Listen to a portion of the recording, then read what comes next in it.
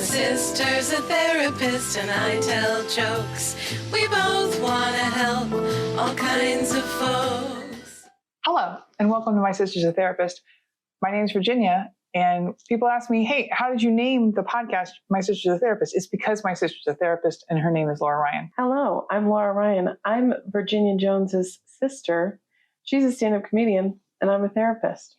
We are coming to you for the first time recording in real life. In the same room. Sitting right next to each other. We can breathe each other's air. We're in my sister's beautiful therapy office in Austin, Texas. So this week, it's my topic. And once again, I wanted to bring together like pop culture and therapy and mental health talk. Because what we always talk about, trauma, okay? Same day, different trauma. So I wanted to go through some of my favorite franchises and talk about how they relate to childhood trauma, wish fulfillment. That sounds amazing. Let's do it. So Marvel movies, superhero movies, those are the most clear path to wish fulfillment for children, right? You're a kid, you can't control anything, you feel weak, but something's going to happen to you and you're powerful. Especially Spider-Man, who's literally a teenager. You either have a genetic mutation, there's a scientific experiment, there's some sort of event, and you access superhuman abilities. And then you can handle everything. You can do stuff. Some of the big themes of superhero movies in particular, there's responsibility and duty. Like Spider-Man is always saying, great power and great responsibility, dual lives. This is not my real life. There's a real life that I have somewhere, and it's not this one. Teamwork and friendship, very attractive to children. Overcoming adversity and recognition and impact are some of the big, what I think attracts people to superhero movies. And that includes X-Men, DC, everything. You know, what if you were Superman? What if you could fly? What if you were the strongest person on earth? Then you wouldn't have to deal with the stuff you're dealing with in your day-to-day life. Right. It's a fantasy. So I think that every kid has those feelings. Every kid wants to fantasize about being an adult, about being special, being an exception to the rule. So what do you think? Do you think that being very attached as a child to Marvel movies and superhero movies is necessarily linked to trauma? What I'm interested in, I guess, is it normal to be a kid and really grok onto these things, and abnormal to be an adult and really identify with those same... Define grok. Like really tune into it, really obsess over it. Is it normal to become obsessed with superhero franchise? Right. I think the age has a big part to play. I don't know. That's tough to say because I think children become fixated on themes, right? But I think, does the kid have ADHD? That's a great question. And in most cases, we have to assume yes. I feel like if you're anywhere on the autism spectrum, chances are pretty good. They're pretty high that you're going to become compulsive about a superhero or something like that. But I think it's like yes and, right? Also, if you're a child, you're going to become obsessed with themes. Right. Because this is how you're defining your identity or creating yourself. So, I mean, I'm thinking about my own child. So I've tried to really push Spider-Man because of Miles Morales, because he's amazing. And also my son can identify with him. So you buy all the Spider-Man stuff because you're trying to get him engaged specifically in Spider-Man and Miles Morales. Yeah, into the Spider-Verse. I don't care much about the other Spider-Man, but this particular one, I have a big affinity for. I guess the conflict that I'm like trying to wrestle with is Marvel comic books are made for children, but Marvel movies kind of aren't. Right. Like Marvel movies, they're okay for children. They're never a rated R film, hardly ever. I think it's because not enough adults are reading comic books. But because the characters were written for children, there's a lot of very like, the X-Men are all friends. They're doing stuff together. The Avengers are friends. Sometimes they get in fights, but they have to work it out together. And they're almost asexual. Like, obviously, Black Widow is super hot, and she kind of has a crush on Hulk, but like, there's no romance. It's just a boys' adventure world. Right. It makes everything very simple. And I think that we all, I mean, as you're talking about it, like what I'm realizing is a lot of it is just, it's so very American. I think America wants heroes. I think we want someone to save us from this, right? From this, especially lately, reality that we're living in. And we want an unambiguously good character. Like Captain America is so good and pure, and like he's like Superman. You almost want to throw up. Like it's almost cheesy. Not almost, it's cheesy. Like how good he is. Well, and it's also, I think all of the characters, because they were written in a certain time period, they're very reflective of the time that they were created, right? Captain America's hanging out, and I'm like, this guy is so dated and corny. I mean, I think they did that on purpose, but I mean, he is like, he hasn't grown with the time because he's timeless. He's trapped. So, but yeah, Captain America and Superman have that in common, that they're just super good and super pure and super patriotic and like rah. Well, and everything is red, white, and blue too. Right. Like it's super weird that if I'm an alien, why would you clog on to, I guess adoptive parents is the answer. Yeah, that's true. And then into your culture. And some of the newer characters are a little more like mixed. Like Tony Stark is an a-hole and everybody knows it. Well, and also Deadpool, he's not really great. No, Deadpool's an a-hole, and Deadpool is actually not really for kids. Like Deadpool no, that's true. There's definitely written for adults and based on like, at least like a 20-something's sense of humor. Right. So they are characters mostly written for children, but mostly consumed by adults. I mean, sure, kids love Marvel, but like adults really love Marvel. Marvel has taken over the film industry. I guess 100%. That's why I'm focusing on it. I think the reason for that is that I think that's a reflection of the times in which we live, because we are living in very complicated times where the world is, not very safe. And I think we all want definitive answers. But to circle back to the trauma question, I used to know someone personally who was obsessed with Superman. He, I'm pretty sure, was autism spectrum. He wanted to mold his life around Superman. I think he wanted to look like Superman.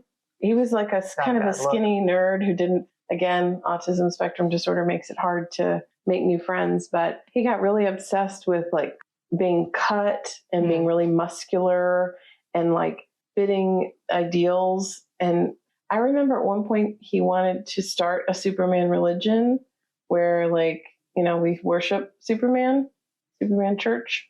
And I thought that was a good idea. I'm still thinking about doing that. But when you look at his personal history, like this particular person heavily traumatized, like his mother had a lot of relationships back to back to back. She married a couple of abusive men that he had to deal with. He never really, his father had kind of was sort of in and out. So he didn't have like a male role model. I think what he decided to do, and again, this is just one particular case, but I think what he decided to do is he was like, I'm going to define myself by this moral center and I'm going to make this how I lead my life. And so that became like his father, his role model. I mean, Superman's not a terrible role model. No, if I had to pick one, that's a pretty good one. Yeah. I mean, he's way better than Batman. He's a little messed up. He's a little too codependent, but he's a little too codependent. Everybody in his life has to have names that start with L. Because let's be fair, he is a fictional character. But he's choosing them. Like he's choosing Lois Lane. But is he though? He goes to a newspaper. Who does he meet? Lois Lane. Is that his fault?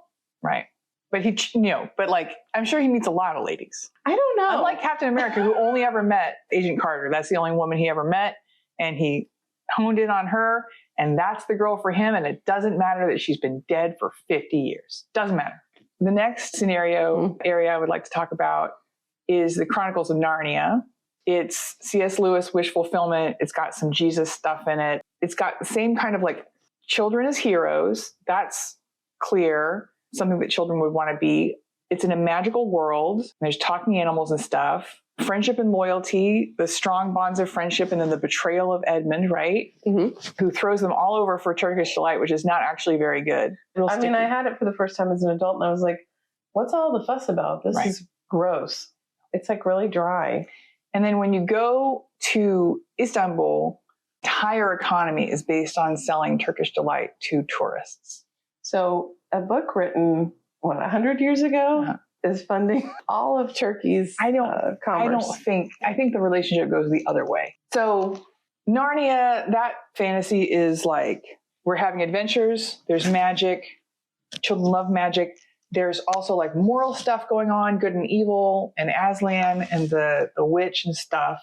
But I think that that's made for children and it's okay for children. And there's nothing, I don't think you have to be a traumatized kid to want to escape into a magic world necessarily. Well, it's all, just notice that like there's also no adults. Like no one's running the inn in these kids' lives. Right. So I feel like that's a piece too. Yeah, like looking back in the 80s when we were growing up, every children's story, every television show about a child, they were an orphan. Every Disney movie has no parents. Who's running this stuff? Nobody. And I think that's the point. A lot of people said because Walt Disney's mother died when he was young, that was a piece of it. But I also feel like children can't have amazing adventures with a very attentive parent nearby. Right. Because if you had a parent, they would say, Hey, what are you doing running around with that witch? Get into bed. why are you talking to a lion? This doesn't seem right. Also, why are you walking around in the snow in your pajamas? Right. Isn't good. Why are you in school? I guess that's a good point because your parents wouldn't let you do anything dangerous. If you have an attentive caregiver, they're not going to let you do anything fun. That's literally that's the reason for my entire life. This is what I am about. I'm about ruining a child's fun at all times. Anything that he thinks is a good idea, you think is a bad idea. Yeah. He wants to put pennies into electrical outlets. You don't let him. He wants to put rocks in the toilet. He wants to see what it'd be like to just stand in the middle of the road. I'm not into that. It just doesn't work out for me. Basically a fuddy-duddy. I am a buzzkill. Yeah. 100%. So, and then the franchise that this whole episode is kind of about, that we were talking about, is Harry Potter. And this is an unpopular opinion time. I think I was the wrong age. I do not like Harry Potter. I have never liked it. He's an orphan, though. Yeah. And Harry Potter is a particular kind of fantasy because he is born with a special ability. Mm-hmm. Kind of like Luke Skywalker. Luke Skywalker is born the child of powerful Jedi, even though he doesn't know it. But there comes a moment where each of them find out that they have this ability and it shapes their lives. Like, Harry Potter, he can fly on broomsticks, he can cast spells, and he goes to this school and he's overcoming adversity, he's making friends. So we've talked about my personality disorder. Which one? In this case, is narcissism. That I don't like things that other people like. Oh, I see. If everybody likes something, you try to define yourself as different from the Gen Pop. I get it. Okay. So I think that when Harry Potter came out, it was such a phenomenon, and my friends were paying attention to it, and they were really adults. really old. I remember I was in a creative writing class as an adult, like a young adult. I was a YA technically, and somebody came into my writing class and said, "Have you guys heard of this incredible book series, Harry Potter?" And I was like, "That sounds like a kid's book." Yeah. And she was like, "Oh, I stayed up reading it," and I was like, "Aren't you 22? Right. What's happening right now?" No, that's exactly my thought. It's fine for kids. It's great for kids. If kids want to read Harry Potter and that gets them reading, hats off. Hats off to you. But the adults that really got into it. And at this point, I know so many Harry Potter adults. And okay, so Harry, he discovers his birthright and friendship and companionship. He builds things with Ron and Hermione that last his whole life. He belongs at Hogwarts. Mm-hmm. And also he's recognized and he's famous for being the very bestie wizard. Now, I think when I think about childhood fantasies, what the conversation that led to this episode is, I think that is attractive to traumatized people. I think, because I remember when we were little, we had a lot of fantasies that we would talk about, who my real parents are, right? How we're going to live in a mansion together and have matching Persian cats. We were going to have separate mansions, but they were next door to each other. Yeah. And we named our cats and we named our husbands, and we had this very rich world that we were going to get to once we got through all the stuff of childhood. Right. And then when we were adults, we were still trying to rescue various members of our family, which is when you realize that we're pretty severely messed up. Laura tried to mother Emily. I didn't try to. Laura mothered Emily. I successfully mothered my brother and my sister. Right. Mm-hmm. And then when I was in college, I went through a thing where I wanted Laura to move in with me and work her job, and then I would take care of her. And I'm like, there's a hypnosis place up here. You could work up here. And I was just living in college housing. There was no reason to put another person in that situation. Yeah. But I had this desire to do it. And I think that's kind of what happened with my younger sister and my younger brother. Our parents kind of, in both cases, sort of pieced out on our siblings. Dropped many balls. Right. I remember my brother was living with our dad, and he was set to graduate from high school. So yeah, he was chasing her to Idaho, and he just kind of was like, well, we'll just, kid, you figure it out. You'll do something. So I ended up kicking out my roommate so that he could live with me. So is the reason that people obsess over Harry Potter because it speaks to their childhood trauma? Well, in the cases that I'm thinking of off the top of my head, yes, because look at what happened. Somebody was treated terribly by inconsistent parent figures, right? Their actual parents were gone. And so, I think a lot of people can relate. They can relate to this idea of inadequate care. And so I think that the Harry Potter fantasy is about just getting out of the situation, this nightmare of life, right? Because he doesn't even have a bedroom. He lives under the staircase.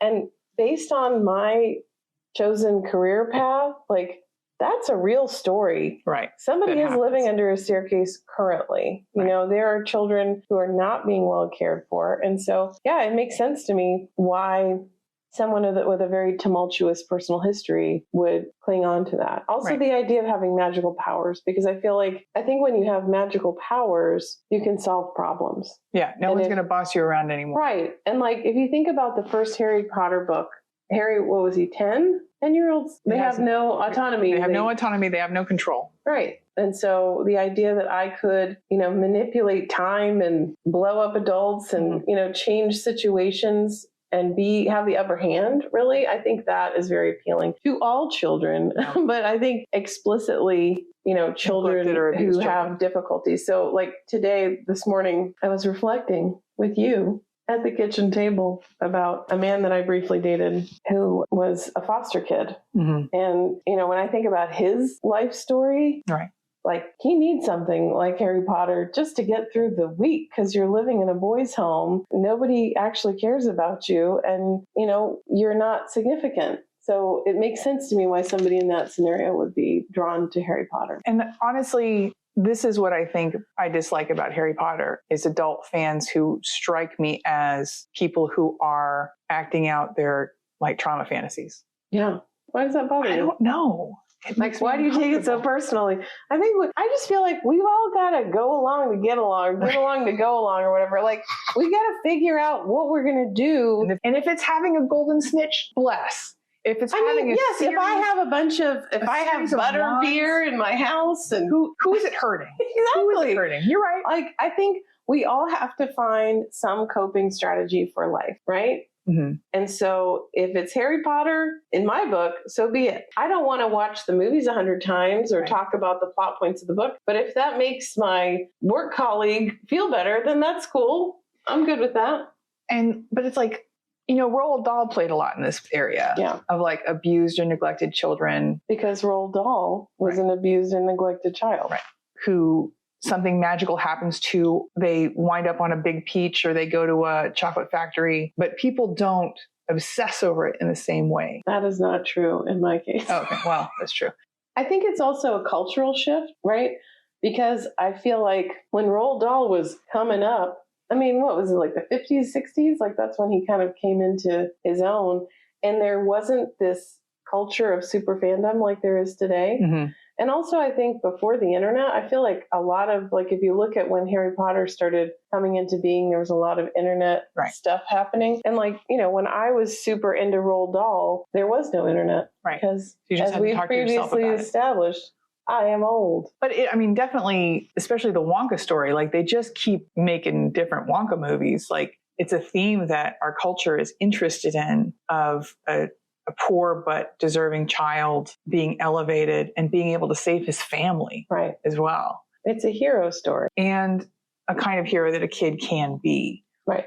Now, back to Harry Potter, because I think this is my extremely cockamamie theory. I think the particular traumatized adults that obsess over Harry Potter is the answer to the question, why, when J.K. Rowling has been canceled so thoroughly, she's been turbo canceled. She was given every opportunity to say, you know what? Trans women are women. She was asked over and over again to just frickin' toe that line and kept digging herself deeper and deeper and deeper. But the fact that that has not affected the franchise is bizarre to me. Like, people will not let go of Harry Potter. Like, they're It's the same as Michael Jackson. White knuckles. Yes, people can't let go of Michael Jackson, but he was also an abuser. How do you know that? I know people. Is there any involved. evidence that points to that? Oh my Lord. Okay, so I know a woman. She has this cute lawyer husband. He's a little bit of a nerd, as they tend to be. Mm-hmm. And I asked her, how did you meet this cute lawyer? She's a podcaster. She's a comedian. She's a voice coach. And she said, oh, well, I was part of the Michael Jackson trial. I was a witness because many of the kids who spent time with Michael Jackson were kids that I taught voice to. Ooh, okay. He was working for the prosecutors. Yeah. And okay. she was giving testimony for the prosecution. Right. So they fell in love in the Michael Jackson trial. That is so and also creepy. on television. And they were looking at each other across right across the a soiled glove was being passed around the jury. They were gazing across the courtroom in locked eyes. But while she discussed in explicit detail the things that happened to children. Yeah. And how those children are traumatized. The Coreys, bless them. But I asked her, this is before the documentary came out, and I was like, do you think that Michael Jackson really did anything bad? And she goes, oh yeah, he molested kids every chance he got. His whole life was built around getting kids and getting to molest them. Everyone has to answer this question themselves, and I can't answer the question for anybody else, and I can't project my answer on anybody else. But like in the case of J.K. Rowling, like your art comes out of you. Like what she has created came out of her. And if you seriously don't like her, how can you like her art? How can you say that? Dislikes me is going to like my comedy. Like, because my comedy comes from me. Let's circle back to Roald Dahl. Okay. Roald Dahl, probably racist, definitely a misogynist. Yeah. Would I enjoy his company personally? Probably not. No. Do I love the characters he's created and the world that he's created? Absolutely, 1,000%. So I think when it comes to fictional writing, especially fantasy writing, I can very much separate the art from the artist. And Roald Dahl, if he wasn't an a-hole, he wouldn't have written that way. Like his stuff is dark, D-A-R-K. He is dark. He's probably a bad person. Probably a bad person. No hate. To all those Roald Dahl, do not come after us. Those dollars that are out there. One, we find him fascinating, and two, we've discussed it many times. He was very hot. Back in the day, I mean, I remember I had his autobiography, and there was a picture when he was in the RAF. Holy smokes! Yeah, was he something? He could get it, and he did get it with many, probably many people, lots and lots. I suppose so. I guess the extremes of, and we all hate J.K. Rowling, but we all love Harry Potter. It weirds me out. Do we all hate her? It's not inconsistent? I don't know. Do we hate her? Do we just think, oh, she's misunderstood? She's not out there. She's not misunderstood. Hurting kids. No, that's true. Like it's a different level of offense, right? Right. She could not possibly be misunderstood because she has reiterated herself so many times. She's just out of step with the society in which we all live. We live in the society in which we would like to live, right? In which trans women are women and trans people have rights. Yes. And trans that is a world that you and I would like to occupy. Right. Yes. I'm going to stop banging the drum against Harry Potter, but I think you just hate J.K. Rowling. Let's talk more about that. You're J.K. hating. But I mean, I disliked her way before she was a TERF. Really? No. Yeah. I loved her. I mean, I loved her story. I can relate to it. Right. As a single mom. Very much as a single mom. Like, I admire her chutzpah. Right. Like, she wrote Harry Potter in cafes as a single parent when her kids were in school. Like, that's amazing. Okay. The last fantasy that I want to talk about is more specifically a rescue fantasy. And it's Cinderella and Prince Charming and Snow White. It's a daddy husband fantasy. And because we were talking about it the other day, I said, I don't remember how we came across this idea, but like the internet's obsession with seeking a daddy and finding a daddy sexy, that's the desire to be rescued. Like, so Cinderella, so she's lost her mother who was her protector, and her stepmother is horrible to her, and her stepsisters are horrible to her.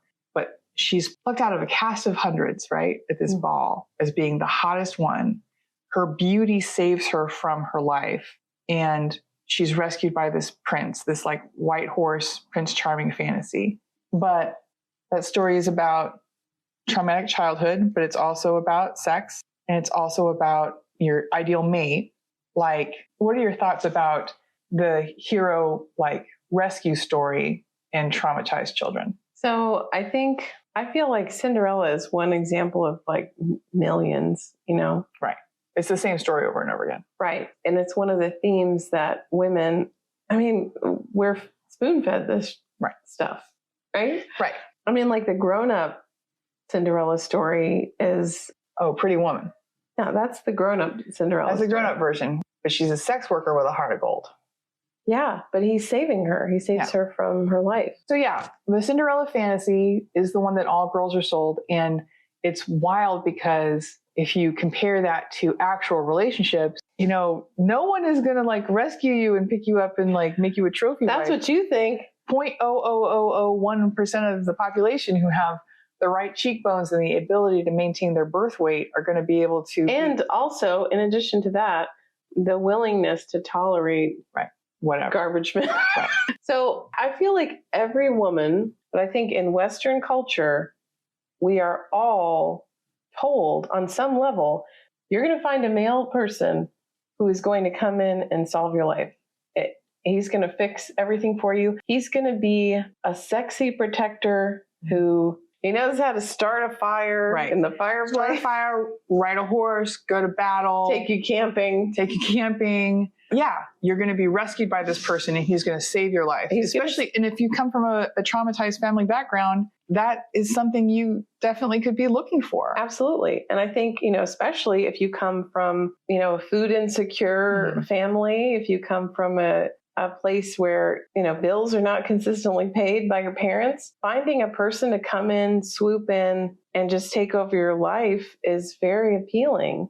And I think that's every Disney movie before 1995, when Disney started getting a clue and saying, hey, you know what? Maybe a young woman could take care of herself. She could fix her problems. Yeah. Maybe there's some possibility that a young Polynesian princess, that's one of the few movies by Disney. There is a male in it, but she's out there saving herself. In fact, she's actually saving him in a lot of ways, even though, and he can do all kinds of things. But I think that children's stories, they're just a reflection of the culture in which we live. And this narrative of ladies, find a man who's going to be your dad who you can bang. Right. I feel like they've been spoon feeding that story for thousands of years. Cinderella is the fantasy, like literally the daddy issues fantasy, right? Her daddy in this case is because he's dead and she has issues with it. And also because her life is hot garbage. Her life is hot garbage. Let's be real. I mean, Snow White too. Yeah. Snow White. These stepmothers. Right. Those stepmothers suck so bad. Yeah. I mean, speaking from experience, they really do. They really do. No, they don't have to. They have. So, but what's interesting about Cinderella is like, there's the daddy issue story. And I find it interesting that women with daddy issues and then single moms are the two most kind of reviled types of women. Like they're the most like ready punchlines or like punching bags. But we keep building them. Yeah. If you are a single mom, it's because a dude decided he did not want to stick around. Yeah. If you're a single mom, it's because someone impregnated you and left. But of course, it's women's fault. Let's be honest. In life, it's always our fault. Okay, so the Cinderella fantasy is specifically a girl's fantasy of rescue by her partner. It is probably not going to happen in exactly that way. Well, even like if you look at Belle, like same thing. She had food insecurity. She had home insecurity. Her father was not reliable or dependable. And she was kidnapped by an animal. He wasn't an animal. He was a beautiful prince who had been struck down because he was actually kind of a jerk. Right. So, Virginia, what are your final thoughts? So what I've learned today is not just that traumatized children are attracted to these stories of being special, having powers, being rescued, but that traumatized people wrote those stories. Like it's a cycle. The older generation is traumatized and writes stories about their own wish fulfillment and what they would have liked to have happened. And then the traumatized children of the future like glom onto that and respond to it and resonate with it. Yeah. And Laura, what are your final thoughts on this topic of fantasy and trauma? I think that we all have to figure out ways to cope with the difficulties of life. I know that for me, specifically, Roald Dahl was a huge relief because he appeared in my life when things were super chaotic. Mm-hmm. And I needed something to make me feel like, you know what, these adults in my life are totally letting me down, but I'm going to go into this other world and I'm going to be empowered and I'm going to be the one to call the shots and I'm going to be the one to fix things. Right. So it makes sense to me why a lot of people lean heavily into it. I don't think it's a bad thing. Of all the coping strategies you could come up with, I think this is a pretty mild one. And I think that was unfortunately Stephen King for me, but that was one of my big fantasies. What's unfortunate about Stephen King? Well, it's kind of messed up for a kid to really Stephen King it up. It's kind of messed up for a kid to have that much access to Stephen King. Right. Because we had no parental supervision. Right. Well, that was one of my fantasies. I was really Stephen King's kid. Laura, where can people find you on the internet? Well, there's a couple places. One is on TikTok. Have you heard of it? I don't It's the new thing the kids are doing. TikToks? TikToks, yeah. TT, as I often refer to it. What's your TikTok account? Well, it's I am Laura Ryan, currently holding strong at I think 203 followers. Woo-hoo. We're gaining traction, and then you can also find me on my professional website, lauraryan.org. If you want to email me, or Virginia, or both of us, you can find us at hello@mysistersatherapist.com. Also, if you want to hire us, you have a women's conference where people, if you want to hear what two slightly unhinged women have to say about the price of fava beans, you can hire us by emailing hireus@mysistersatherapist.com. Virginia, where can people find you? Thank you so much for asking. You can find me at my website, bedinia.com. My TikTok is Bedinia, and that is also my Instagram. She's kind of a big deal. I have nothing, which is why I have 203 followers on TikTok. Thank you for listening, and please like and subscribe. And tell people that you know. And write us a review, and make a homemade t-shirt that says "My Sister's a Therapist" and wear it to public places. Or maybe we can make a t-shirt and sell it to you for lots of money. Bye-bye.